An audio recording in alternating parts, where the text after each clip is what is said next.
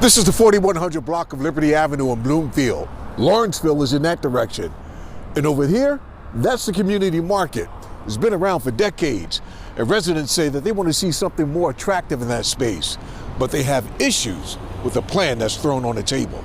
Traveling across the Bloomfield Bridge to head into the Bloomfield neighborhood, it ends in front of the community market. It's an old one-story building on an uneven parking lot. It will be nice to see something developed here other than a flat blacktop parking lot. Christina Howell is executive director of the Bloomfield Development Corporation. She says neighborhood residents have concerns and mixed opinions about a proposed apartment complex on the site. It would be twice the height allowance of what a zoning ordinance allows now. We're hearing a lot of things right now. Some of it is, folks want this. They want this kind of drastic change to that site. They want to see this housing go in. Some of them don't care about the height. A lot of others do. Some folks are still concerned about the parking. This is Echo Retail, a real estate company. It's an affiliated partner with Giant Eagle. And this is what Echo wants to build where Community Market exists today. It is a proposed 6-story apartment complex that includes a grocery store and plaza. The problem is that the current ordinance says a building on this parcel should not exceed 4 stories. Echo initially proposed a 3-story Bloomfield Square. That has been revised. Echo is now requesting a variance to make Bloomfield Square 6 stories. The height variance. Yes. That's a major issue, am I correct? I think it depends on who you talk to. Obviously, since the zoning hearing, we've heard more against it than we had during the month-long community process. Does that bother the Bloomfield Development Corporation? I mean, sure. It definitely bothers Amy Burris. So that's your property line? Right here, yeah. Mm-hmm. And where I'm standing is where the apartment property would begin. Exactly, and also right there.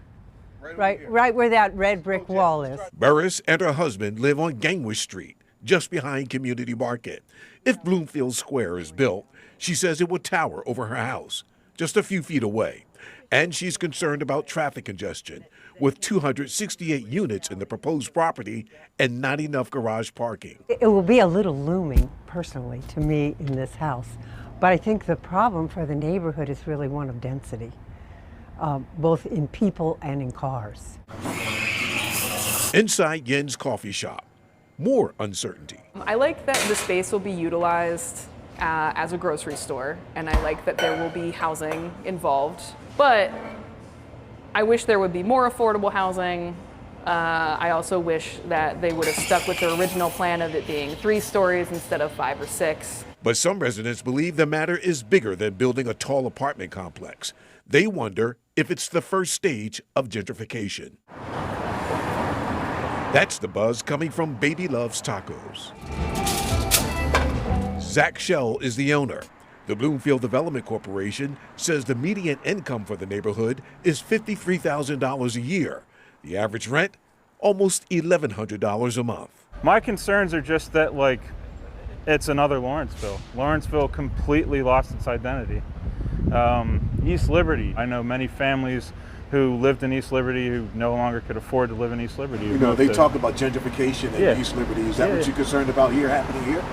I'm concerned about gentrification. I feel like it's inevitable. The Bloomfield Development Corporation is endorsing this project. Yes. Yeah. With certain conditions. Yes. Those conditions include a stipulation that 10% of all units should be affordable housing, except housing assistance vouchers, a grocery store, and no street parking for tenants in the new Bloomfield Square. Pittsburgh Zoning Board of Adjustment is expected to make a decision on Echo Realty's variance request next week. Echo says it will not comment on the project until after the Zoning Board of Adjustment makes a decision. We're hoping that whatever happens there is good for the community in the sense that we can retain a lot of the character. In Bloomfield, Sheldon Ingram, Pittsburgh's Action News 4.